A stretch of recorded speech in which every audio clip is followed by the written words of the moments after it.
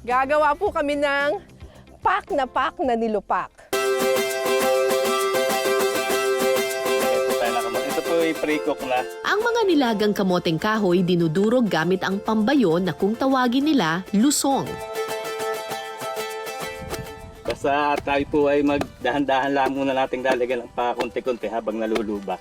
Ayan. Ano luba? Luba po, yung parang dinudurog. Sa Batangas po ay kung tawagin niluluba. Niluluba. Niluluba. Hindi dapat nilubak. Oo, parang nilubak. Parang... Joke lang, Toast. Ayan. Yan, pagka gawin parang nalagitik na, pwede na tayo magdagdag. Okay, Kasi kapag pag- nalagitik na, ano naman yung lagitik? Kung nalagitik, parang napos nga. Parang lumagkit. Yan, lumagkit. Ayun tingnan mo di ba? Medyo may lagkit-lagkit na siya Opo. ng konti. So, alam mo na tama na yung pagkakabayo mo kapag medyo may lagkit-lagkit na siyang ganyan. Pak, okay. Ganyan lang. Opo. Ganyan lang po.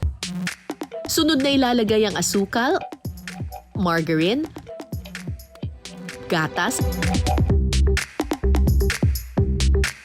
at peanut butter.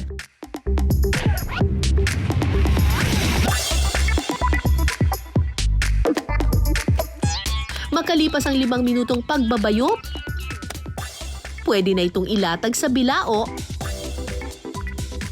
at budburan ng durog na mani as toppings.